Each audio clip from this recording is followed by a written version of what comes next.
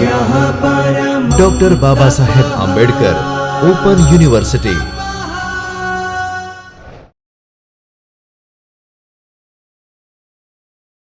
નમસ્કાર મિત્રો, doctor Baba Saheb Ambedkar open યુનિવર્સિટીના ચૈતન્ય સ્ટુડિયોમાં આપ સૌનું હાર્દિક સ્વાગત. હું ડૉક્ટર દીપ્તિબા ગોહિલ, આસિસ્ટન્ટ પ્રોફેસર, રાજ્યશાસ્ત્ર વિભાગ, school of humanities and social sciences.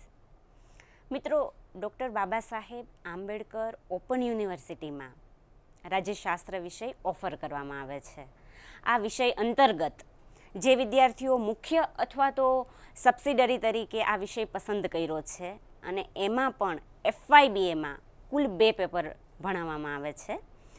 Paper number 1 છે રાજ્યશાસ્ત્રનો પરિચય. આ પેપરમાં સૌથી પહેલું પ્રકરણ હું આજે આપને ભણાવીશ. જો શક્ય હોય તો આપને એવી અનુકૂળતા હોય તો સાથે સાથે નોટ અને પેનથી મારી અગત્યની બાબતો આપ નોંધ એની કરી શકશો. આખા જ લેક્ચર દરમિયાન આપણે કેટલી બાબતોનો કુલ અભ્યાસ કરીશું, તો એના કેટલાક મુદ્દાઓ છે કે એની પૂર્વ ભૂમિકામાં શું છે, આ આખા જ લેક્ચર ભણવા પાછળના હેતુઓ કયા કયા છે, રાજ્યશાસ્ત્રના મૂળભૂત ખ્યાલો કેવા પ્રકારના છે, અને છેલ્લે આખા જ લેક્ચરનો સારાંશ, અને એ સારાંશના અંતે તમને હું કેટલાક સ્વાધ્યાય આપીશ જેનો પ્રત્યુત્તર આપ આપી શકશો કે આપે કેટલી સમજ કેળવી છે એના સંદર્ભમાં. ભવિષ્યમાં આપણે કેવા ટોપિક ઉપર લેક્ચર હું લઈશ એનો પણ નિર્દેશ અહીં કરવામાં આવશે. આજના આ લેક્ચરમાં સૌથી પહેલાં તો રાજ્યશાસ્ત્ર એટલે શું એની સમજ તમે પ્રાપ્ત કરી શકશો. રાજ્ય એટલે શું, સરકાર એટલે શું, અને આ બંને વચ્ચે શું તફાવત છે, સમાજ એટલે શું, એની વિગત આજે આપણે મેળવી શકશું. રાજ્યશાસ્ત્ર વિષયનું કાર્યક્ષેત્ર કેવા પ્રકારનું છે એ જાણવા માટે આપ સૌ શક્તિમાન બનશો. સૌથી પહેલાં તો રાજ્યશાસ્ત્ર શું એની આપણે વિભાવના થોડીક સમજીએ. રાજ્યશાસ્ત્ર સરકાર સાથે સંબંધ ધરાવે છે. મિત્રો, સરકાર શબ્દ અહીં બહુ અગત્યનો છે, પણ સરકાર સમજીએ એ પહેલાં રાજ્ય શું એ સમજવું જરૂરી છે. વ્યક્તિ ગમે તે હોય, પરંતુ રાજ્ય વગરનું જીવન જીવવું એની માટે શક્ય એટલું બધું અનિવાર્ય છે. રાજ્ય એની માટે મતલબ અશક્ય છે. રાજ્ય વગરના જીવનની કલ્પના શક્ય જ નથી. ભારત છોડીને તમને એમ થાય કે મારે વ્યાવસાયિક રીતે કે ભણવાના હેતુથી અમેરિકા જવું છે, તો અમેરિકા એ પણ એક રાજ્ય જ.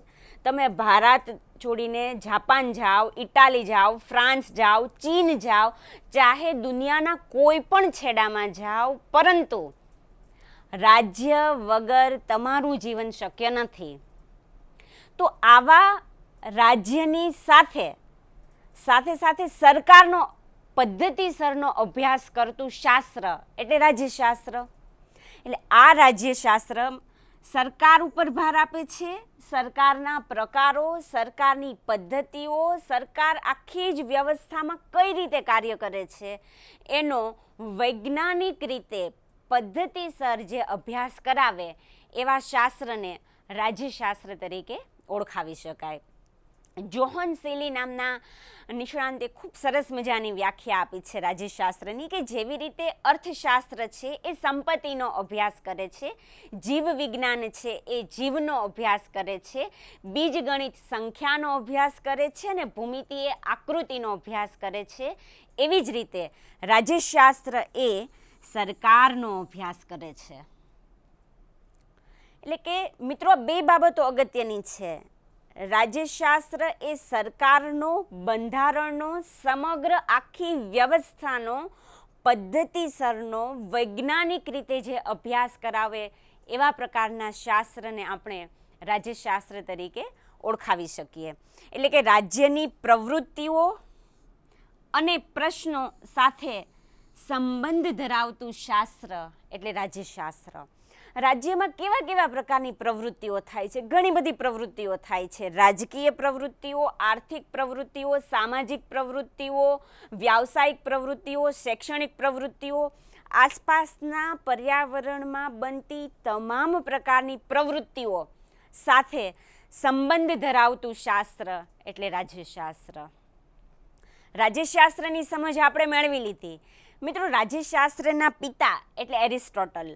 એરિસ્ટોટલ એવું કીધું છે કે મનુષ્ય સામાજિક પ્રાણી છે અને સાથે સાથે રાજકીય પ્રાણી છે. એટલે સૌથી પહેલાં અસ્તિત્વમાં શું આવ્યું? તો સમાજ અસ્તિત્વમાં આવ્યો. સમાજ એટલે શું? તો એરિસ્ટોટલની વ્યાખ્યા ફરીવાર હું આપને કહું છું કે મનુષ્ય સામાજિક પ્રાણી છે, કારણ કે તે સમાજમાં રહેવા ટેવાયેલું છે. સમાજ વગરના જીવનની કલ્પના કરવી એ શક્ય નથી. એટલા માટે જ વિદ્વાનો એવું કહે છે કે માણસનું જો સામાજિકરણ બરાબર ના થાય ને તો એના વ્યક્તિત્વનો વિકાસ સારી રીતે કરી શકતો નથી.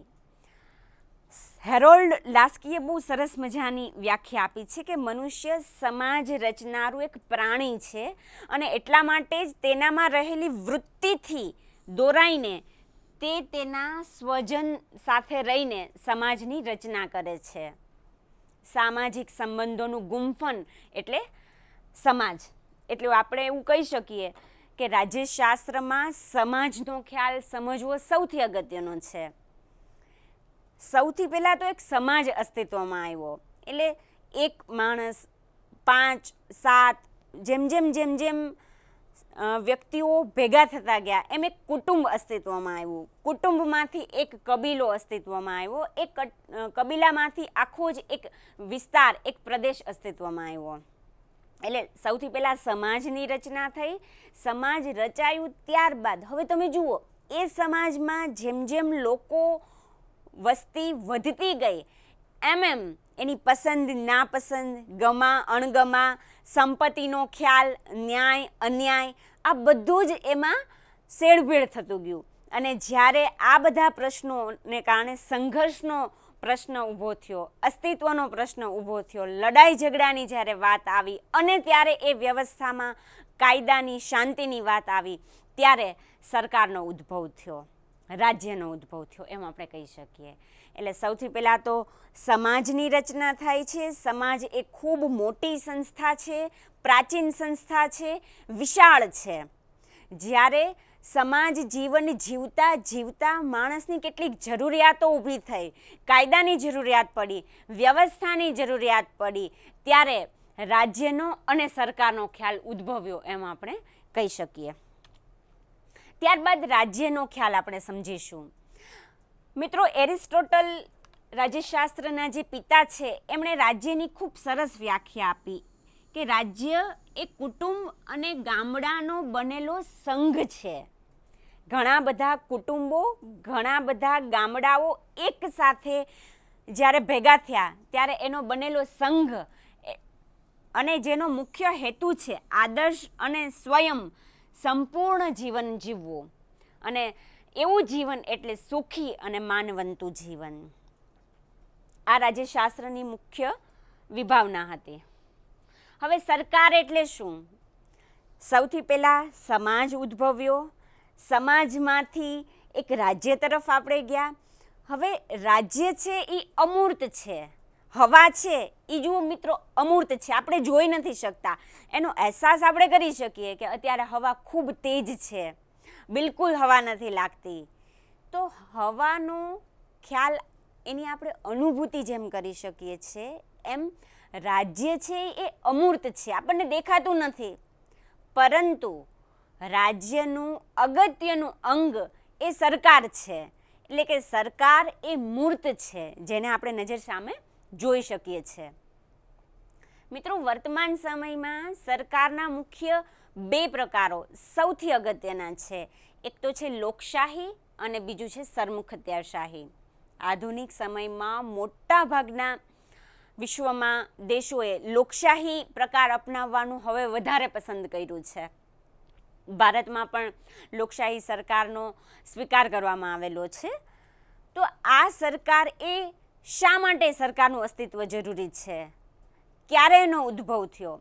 અલગ અલગ દેશમાં અલગ અલગ સમયગાળામાં એનો ઉદ્ભવ થયેલો જોવા મળે છે. પરંતુ એનો હેતુ તો એક જ છે કે સમાજ જીવનમાં જે લોકો જીવન જીવે છે એ લોકોનું જીવન વધારે ગુણવત્તાવાળું બને, સારું બને, એમને શિક્ષણ મળી રહે, તબીબી, ઇતર બધી વ્યવસ્થાઓ, ગુણવત્તાવાળું જીવન જીવવા માટે જેટલી પણ પ્રાથમિક જરૂરિયાતો છે એ તમામ એને મળી રહે એ માટે સરકાર એ વ્યવસ્થા પૂરી પાડવાનું કાર્ય કરે છે. સરકારની જ્યારે વાત આવે છે ત્યારે એના મુખ્ય 3 અંગો એ ખાસ સમજવા જરૂરી છે કે ધારાસભા, નંબર 1, નંબર 2 કારોબારી અને નંબર 3 ન્યાયતંત્ર.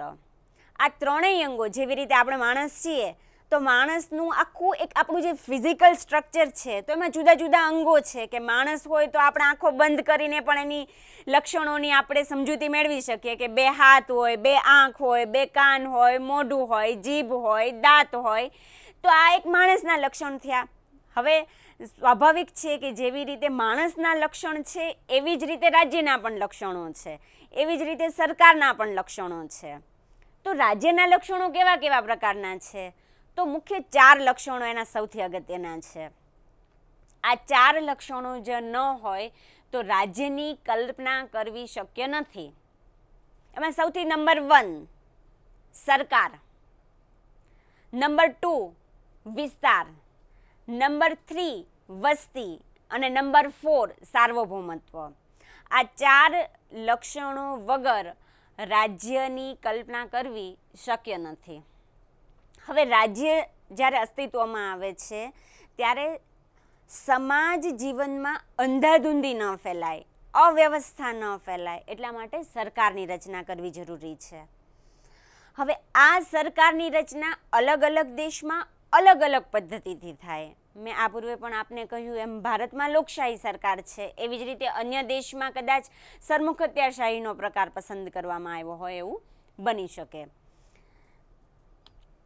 હવે રાજ્યશાસ્ત્રનું કાર્યક્ષેત્ર કેવા કેવા પ્રકારનું છે એની આપણે એક સમજ મેળવી લઈએ. તો રાજ્યના મૂળ તત્વો એટલે કે મૂળભૂત એની લાક્ષણિકતાઓ. મેં પહેલાં જ આપને કહ્યું કે માનો કે વિસ્તાર, વસ્તી, સરકાર અને સાર્વભૌમત્વ.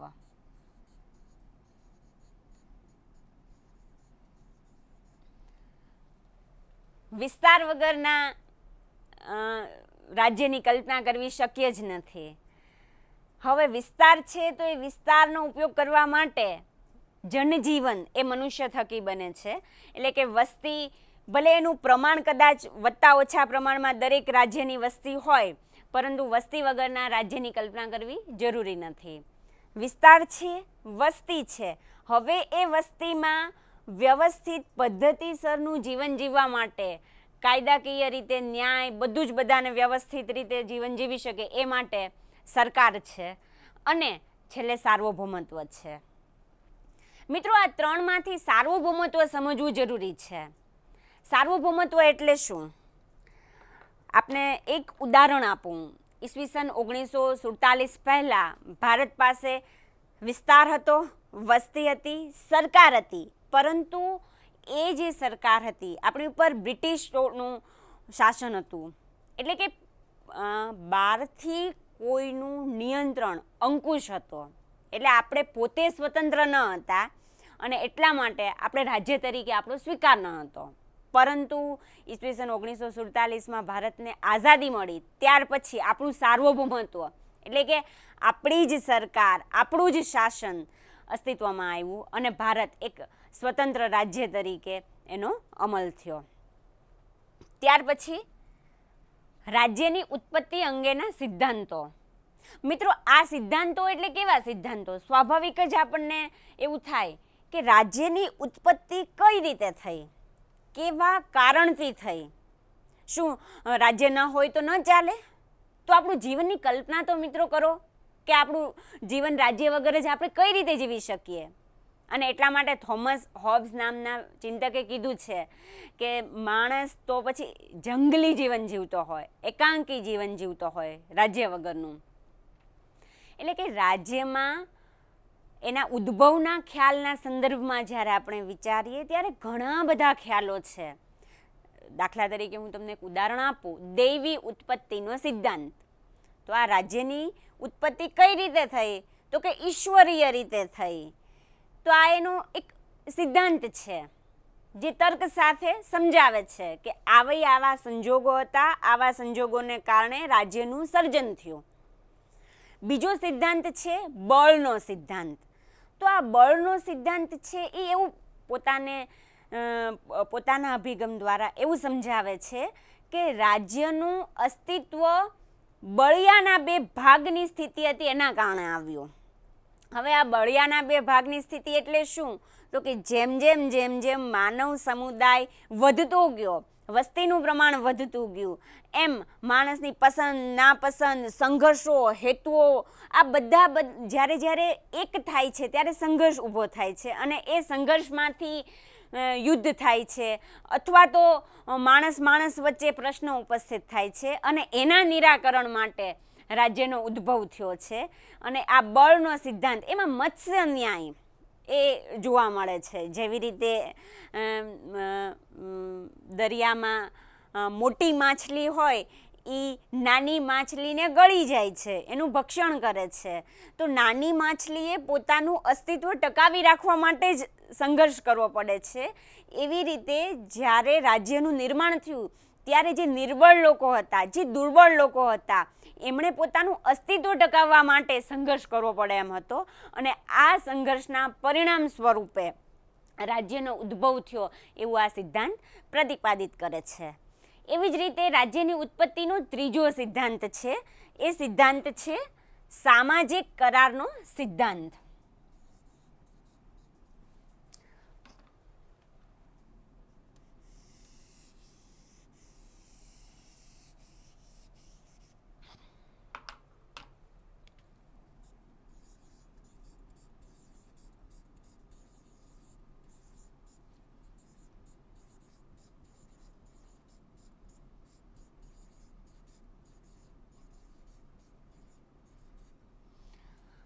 આ સામાજિક કરારનો સિદ્ધાંત એટલે શું?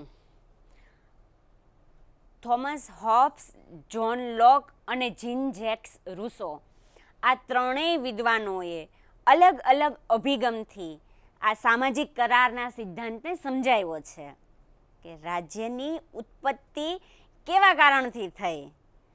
એમાં સરકાર પક્ષકાર હતી કે લોકો પક્ષકાર હતા, એનું પરિણામ શું આવ્યું અને એની મર્યાદાઓ શું છે. આ સમગ્રની ચર્ચા આ ત્રણેય વિદ્વાનોએ પોતપોતાના અભિગમથી સમજાવવાનો પ્રયત્ન કર્યો છે. તો આવી રીતે રાજ્યની ઉત્પત્તિનો અન્ય પણ આંગિક સિદ્ધાંત પણ છે. તો આવા જુદા જુદા જે 4-5 અગત્યના અભિગમો છે એ અભિગમોનો અભ્યાસ એ રાજ્યશાસ્ત્રનું કાર્યક્ષેત્ર છે એમ આપણે કહી શકીએ. ત્યારબાદ આવે સાર્વભૌમત્વનો ખ્યાલ. તો સાર્વભૌમત્વ એટલે શું? એનો અર્થ શું છે? એના કેવા કેવા પ્રકારો હોય છે? એનો વ્યાપ ક્યાં સુધી પથરાયેલો હોય છે? આ સમગ્રનો અભ્યાસ રાજ્યશાસ્ત્રના વિષય અંતર્ગત કરવામાં આવે છે એમ આપણે કહી શકીએ. કાયદાનો અભ્યાસ, નાગરિકનો અભ્યાસ, બંધારણનો અભ્યાસ. જો બંધારણ વગરનું રાજ્ય એવી કલ્પના લોકશાહીમાં તો કરવી શક્ય જ નથી. તો બંધારણ એટલે શું? એમાં કેવી કેવી બાબતોનો સમાવેશ કરવામાં આવે છે? સરકારના ત્રણેય અંગોના કાર્યો કેવા પ્રકારના હશે? ધારાસભા, કારોબારી અને ન્યાયતંત્ર. તો ધારાસભા છે એ કાયદા ઘડતરનું કાર્ય કરે છે, કારોબારી છે એ ઘડેલા કાયદાનો અમલ કરવાનું કાર્ય કરે છે, જ્યારે ન્યાયતંત્ર છે એ ન્યાય આપવાનું કાર્ય કરે છે. તો આ ત્રણેયની ભૂમિકા શું એ સમગ્રની લેખિત સ્વરૂપમાં રજૂઆત બંધારણમાં અથવા તો અલેખિત સ્વરૂપે જે સ્વીકારેલી બાબતો હોય એ બંધારણમાં જોવા મળે છે. તો આ બંધારણમાં લોકોના મૂળભૂત અધિકારો, લોકોની ફરજો, સરકારના મૂળભૂત ત્રણેય અંગોના કાર્યો, એ ત્રણેયની સત્તાઓ અને એની મર્યાદાઓની ચર્ચા એ રાજ્યશાસ્ત્ર વિષય અંતર્ગત કરવામાં આવે છે. સરકાર, તો સરકારના મુખ્યત્વે જે પ્રકારો છે લોકશાહી અને સરમુખત્યારશાહી, એનો અભ્યાસ પણ એને અંતર્ગત કરવામાં આવે છે. ત્યારબાદ છે રાજકીય પક્ષો, હિત જૂથો, દાબ જૂથો અને લોકમત. મિત્રો, રાજકીય પક્ષો, જ્યાં લોકશાહી છે ત્યાં પક્ષ વગર તો શક્ય જ નથી. તો આ રાજકીય પક્ષો એટલે શું? રાજકીય પક્ષોનો ઉદ્ભવ અલગ અલગ દેશમાં અલગ અલગ રીતે અલગ અલગ પૂર્વ ભૂમિકામાં થયેલો હોય છે. તો જ્યાં લોકશાહી છે ત્યાં પક્ષો અનિવાર્ય છે. તો આ વિષયમાં રાજકીય પક્ષોનો અભ્યાસ પણ એક અગત્યનો અભ્યાસ બની રહે એમ આપણે કહી શકીએ. સાથે સાથે હિત જૂથો અને દાબ જૂથો, જેને આપણે ઇન્ટરેસ્ટ ગ્રુપ અને પ્રેશર ગ્રુપ તરીકે ઓળખીએ છીએ, કે જે સરકાર ઉપર, માનવ સમુદાય ઉપર અલગ અલગ હિતને ધ્યાનમાં રાખીને અલગ અલગ નિર્ણય પ્રક્રિયામાં ભૂમિકા પોતાની ભજવે છે અને એનો અભ્યાસ એ રાજ્યશાસ્ત્રના અંતર્ગત અગત્યનો અભ્યાસ બની રહે છે. મિત્રો, આમાં લોકમત, આ શબ્દ ખૂબ અગત્યનું છે કે લોકમત એટલે શું? પ્રજાનો મત. હવે જ્યારે લોકમતની વાત આપણે કરીએ છીએ તો કે જ્યાં જે વ્યવસ્થામાં લોકોને પૂછવામાં આવે કે તમારી પસંદગી શું છે, તમે શું ઈચ્છો છો, ત્યારે એવા પ્રકારનો લોકોમાંથી જે મત આવે એને આપણે લોકમત તરીકે ઓળખાવી શકીએ.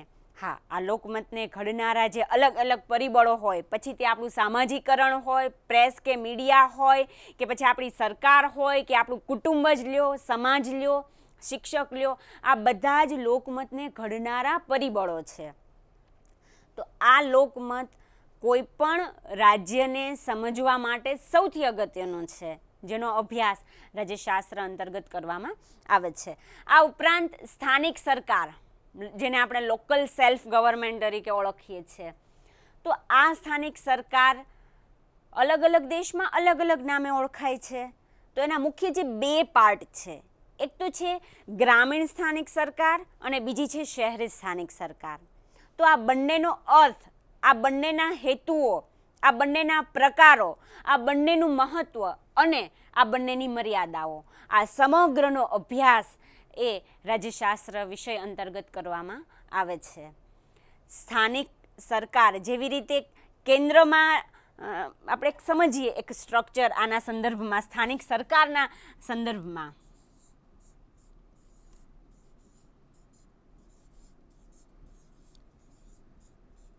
મિત્રો, કેન્દ્ર સરકાર, ત્યાર પછી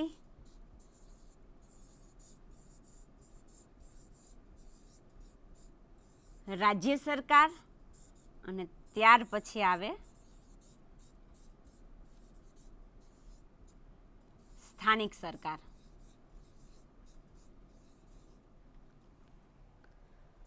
જ્યારે કેન્દ્ર સરકારની વાત આપણે કરીએ છીએ મિત્રો, ત્યારે કેન્દ્ર સરકારની અંદર વડાપ્રધાન, તો વડાપ્રધાન બનવા માટેની લાયકાતો કઈ છે, વડાપ્રધાનની સત્તાઓ કઈ છે, સમગ્ર પ્રધાનમંડળની કેવા પ્રકારની ભૂમિકા હોય છે, સાથે સાથે રાષ્ટ્રપતિ, ઉપરાષ્ટ્રપતિ, એમની બનવા માટેની લાયકાત, સંસદ, જ્યારે સંસદની વાત કરીએ છીએ ત્યારે લોકસભા વત્તા રાજ્યસભા બરાબર રાષ્ટ્રપતિ, આ ત્રણેય જ્યારે મળે છે ત્યારે સંસદનું નિર્માણ થાય છે.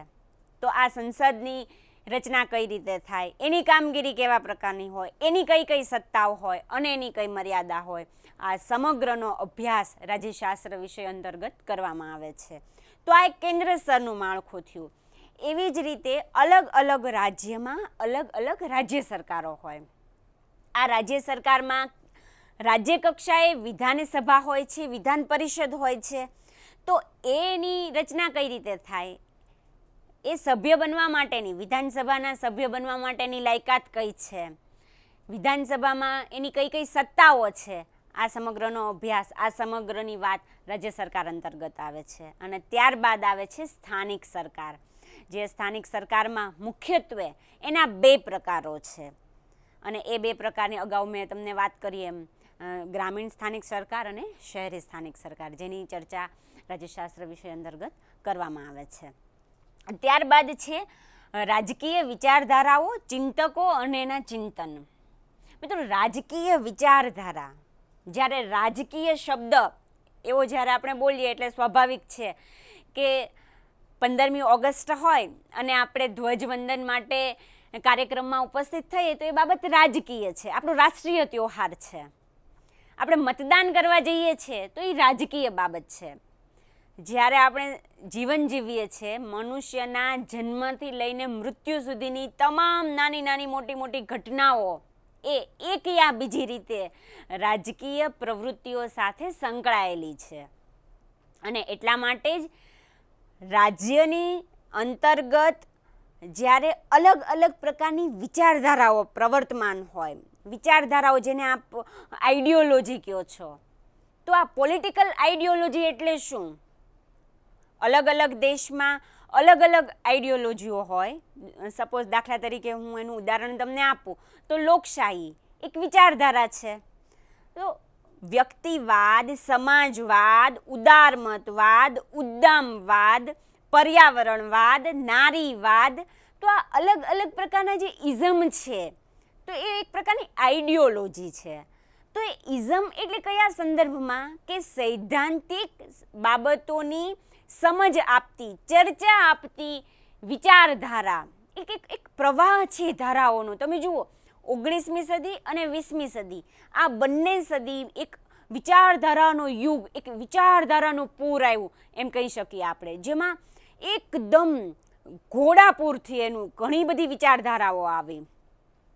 દરેક વિચારધારા એક ચોક્કસ પ્રકારનો તમને એક વિચાર આપે છે, એક મેસેજ આપે છે, એક સિદ્ધાંતની સમજ આપે છે.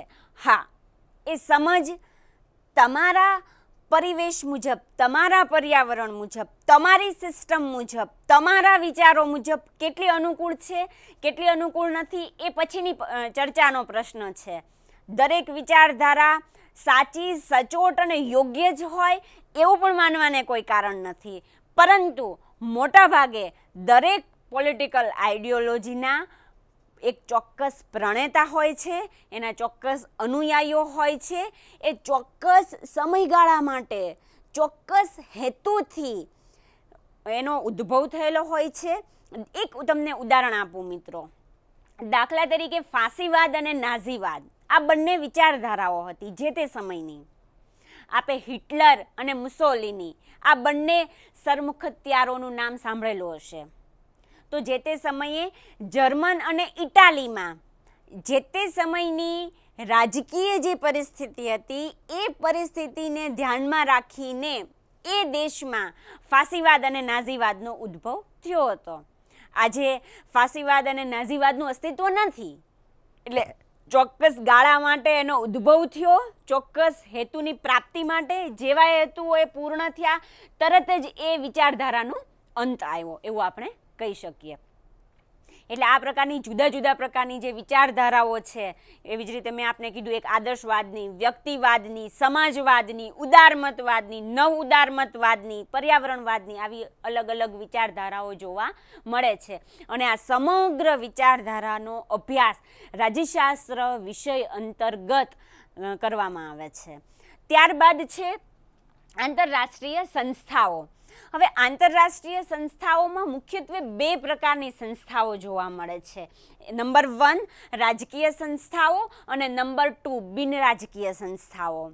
એટલે જ્યારે પ્રથમ વિશ્વયુદ્ધ થયું અને એ વિશ્વયુદ્ધ પછી ટૂંકા જ ગાળામાં બીજું વિશ્વયુદ્ધ ફાટી નીકળ્યું, ત્યારે સમાજમાં જે શાણા ડાયા સમજુ નિષ્ણાંતો હતા એમને એક જરૂરિયાત લાગી કે કોઈક એક એવો મંચ હોવો જોઈએ કે જ્યાં શાંતિનો, સમાધાનનો રસ્તો અપનાવવામાં આવે. અને એમાં જ એક યુએનની સ્થાપનાનો આખો એક કન્સેપ્ટનો જે ઉદ્ભવ થયો છે.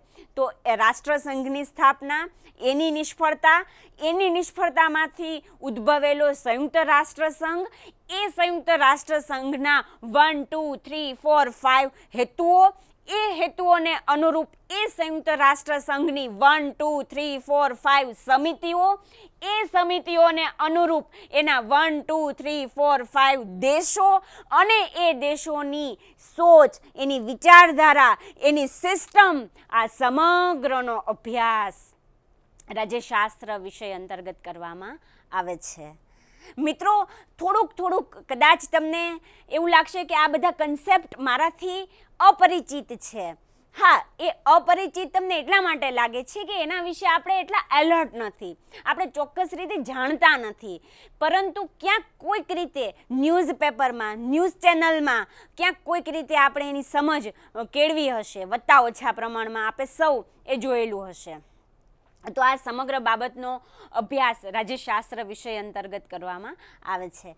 ટૂંકમાં આપણે એવું કહી શકીએ કે રાજ્યશાસ્ત્રનો જે વ્યાપ છે ને એ અમર્યાદિત છે, ખૂબ મર્યાદિત એને ન આપણે કહી શકીએ, અમર્યાદિત છે. એટલે કે જેમાં કેન્દ્ર સરકાર, રાજ્ય સરકાર, સ્થાનિક સરકાર, અધિકારીઓ, પદાધિકારીઓ અને એમાં પણ સરકારના વિવિધ સ્વરૂપો અને એના કેન્દ્રબિંદુમાં તો પાછું માત્ર અને માત્ર વ્યક્તિ છે, સમાજ છે, સમષ્ટિનું કલ્યાણ એ રાજ્યશાસ્ત્રનો મુખ્ય ખ્યાલ છે. કે છેલ્લે તો રાજ્ય શા માટે? વ્યક્તિ માટે, સમાજ માટે. તો વ્યક્તિ છેલ્લે શું ઈચ્છે? ગુણવત્તાવાળું જીવન. તો આ ગુણવત્તાવાળા જીવન જીવવા માટે શું હોવું જોઈએ? શિક્ષણ હોવું જોઈએ, વ્યવસ્થા હોવી જોઈએ. જ્યાં જ્યાં અવ્યવસ્થાઓ ઊભી થાય છે એ વ્યવસ્થાઓમાં શાંતિથી બંધારણીય રીતે કઈ રીતે એનો ઉકેલ શોધી શકાય, આ સમગ્રનો અભ્યાસ રાજ્યશાસ્ત્ર અંતર્ગત આવરી લેવામાં આવે છે. આજે આપણે સૌ જ્યારે આ ટોપિક ઉપર ચર્ચા કરતા હોઈએ ત્યારે આપણા આસપાસમાં જે ઘટનાઓ ઘટતી હોય એનું અનુસંધાન મિત્રો હવે તમે સાધવાનો પ્રયત્ન કરજો, તો તમને કદાચ આ વિષયમાં વધારે સ્પષ્ટતા થશે એવું હું માનું છું. સારાંશમાં આપણે હાર્દરૂપ બાબતમાં એવું કહી શકીએ મિત્રો કે એરિસ્ટોટલે બહુ સાચું કીધું છે કે માનવી સામાજિક પ્રાણી છે, સાથે સાથે રાજકીય પ્રાણી છે. રાજ્ય અને સમાજ આ બંને વચ્ચે તફાવત છે, બંને એક નથી. સૌથી પહેલાં સમાજનું નિર્માણ થયું, ત્યારબાદ રાજ્ય અને રાજ્યનું મૂર્ત સ્વરૂપ, રાજ્યનું અગત્યનું અંગ એટલે સરકાર. અને આ સરકારના વર્તમાન સમયમાં મુખ્ય બે પ્રકારો પ્રચલિત છે. નંબર 1 લોકશાહી અને નંબર 2 સરમુખત્યારશાહી. દરેક દેશની પોતાની ચોક્કસ એક ભૂગોળ હોય. મિત્રો ભારતમાં જે કલ્ચર છે એ અમેરિકામાં નથી, અમેરિકાનું જે કલ્ચર છે એ પાકિસ્તાન કરતાં, જાપાન કરતાં, ઇટાલી કરતાં અલગ છે. તો દરેક દેશનું રાજકીય, સામાજિક, આર્થિક, આધ્યાત્મિક, વૈચારિક લેવલ અલગ અલગ છે. અને આ સમગ્રને ધ્યાનમાં રાખીને દરેક દેશ પોતાનું એક ચોક્કસ સરકારનો પ્રકાર પસંદ કરે છે. એટલે આ પ્રકારે આ ત્રણેય વચ્ચે તફાવત છે એવું આપણે કહી શકીએ. સરકાર એ મૂર્ત છે, આપણે જોઈ શકીએ છીએ કે હા આ લોકશાહી સરકાર છે. આ લોકશાહી સરકારના એના 3 અંગો ધારાસભા, કારોબારી અને ન્યાયતંત્ર છે. આ ત્રણેય અંગોમાં આટલા વ્યક્તિઓ કાર્યરત છે. એમની આ રીતે ભરતીથી કે ચૂંટણીથી નિયુક્તિ થાય છે, પસંદગી થાય છે. તો આ સમગ્ર બાબત મૂર્ત છે, જોઈ શકાય તેવી છે, જેનો અભ્યાસ રાજ્યશાસ્ત્ર વિષય અંતર્ગત કરવામાં આવે છે.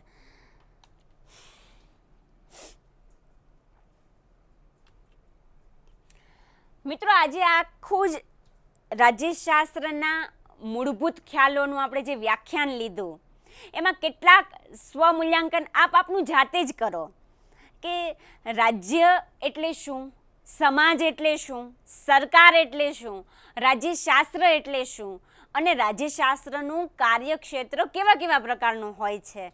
આ સમગ્ર તમે તમારી અનુકૂળતાએ ઘરે બેસીને જ્યારે તમને અનુકૂળતા થાય ત્યારે આ લેક્ચરના અંતમાં તમે હોમવર્ક કરીને ઘરે આના આન્સરો આપી શકો છો. આ સાથે મેં તમને કેટલાક ઓબ્જેક્ટિવ્સ પણ આપણે અહીંયા આગળ મૂકેલા છે કે આ કેટલાક ખરા ખોટા છે જે આ લેક્ચરના અંતે આપે કેટલી સમજ કેળવી. કારણ કે મિત્રો યાદ કરો, શરૂઆતમાં મેં મારા ઓબ્જેક્ટિવ કીધા હતા આ લેક્ચરના કે તમે સમાજ એટલે શું, રાજ્ય એટલે શું, સરકાર એટલે શું, રાજ્યશાસ્ત્ર એટલે શું, આ સમગ્ર જાણવા માટે તમે શક્તિમાન બનશો. તો આ સ્વાધ્યાયના અંતે તમે પ્રવૃત્તિ કરીને તમારું સ્વમૂલ્યાંકન તમે જાતે જ કરી શકો છો. આજના આ લેક્ચરમાં આપણે આ વ્યાખ્યાન પૂરું કરીએ છીએ અને લાસ્ટમાં હવે પછી આવતા લેક્ચરમાં રાજ્યશાસ્ત્રના અભ્યાસનું મહત્ત્વ આ વિષય ઉપર હું ચર્ચા કરીશ. જો તમને અનુકૂળતા હોય તો આ ટોપિક ઉપર તમે એડવાન્સમાં વાંચી શકો છો, જેથી કરીને હું જ્યારે તમને સમજાવું ત્યારે તમને સમજવામાં થોડી કદાચ સરળતા રહે એવું હું માનું છું. આ ઉપરાંત આ વિષય સમજવા માટે, ભણવા માટે કેટલાક પુસ્તકોની યાદી પણ મેં આપેલી છે, જેનો અભ્યાસ તમે ઘરે બેસીને પણ કરી શકો છો.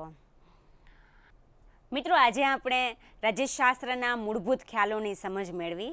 હવે પછીના લેક્ચરમાં આપણે રાજ્યશાસ્ત્ર અભ્યાસનું મહત્ત્વ સમજીશું. स्वाध्यायः